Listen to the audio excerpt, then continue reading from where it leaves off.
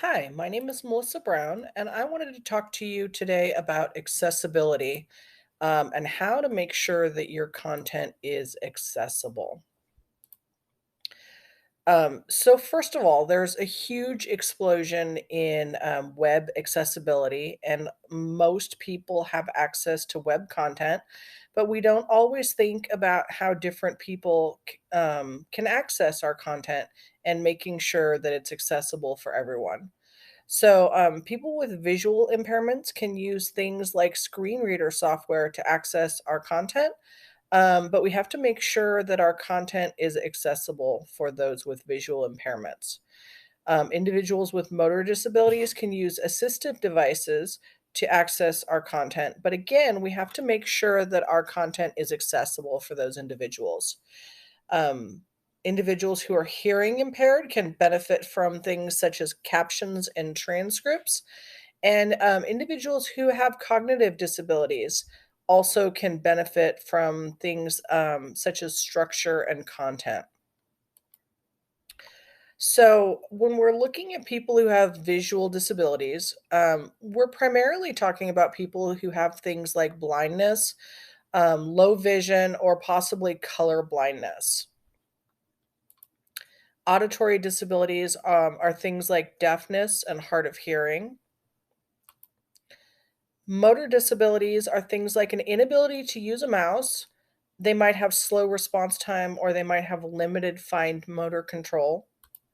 And then for cognitive disabilities, thinking about things like learning disabilities, distractibility, inability to remember or focus on large amounts of information. And these individuals, in the case of education, these individuals are students, and these are common sorts of things that we see in our classroom.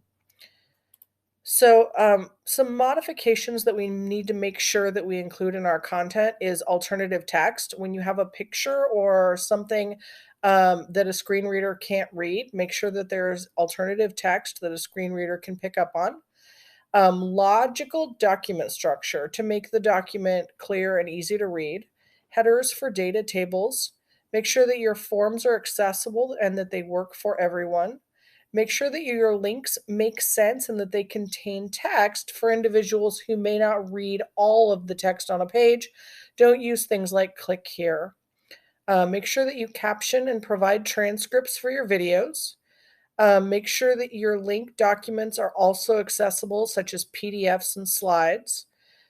Use high contrast colors and make sure that you use clear, easy to read fonts. When I was reading the material, the accessibility concepts in the articles were not very new to me. I've gone through design programs for designing accessible content according to the WCAG2 requirements. And so I'm very familiar with making sure that web content is accessible.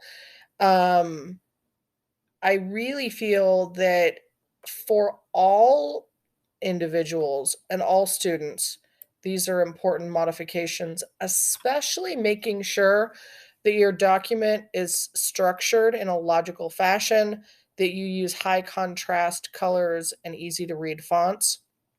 And I definitely draw from these concepts in practice. I make sure that all of my documents are clear and easy to read, and I do not rely on colors or fancy fonts or things like that because they're not accessible for all students. So thank you very much for watching my video. My name again is Melissa Brown, and here are some references that you can use for further information about web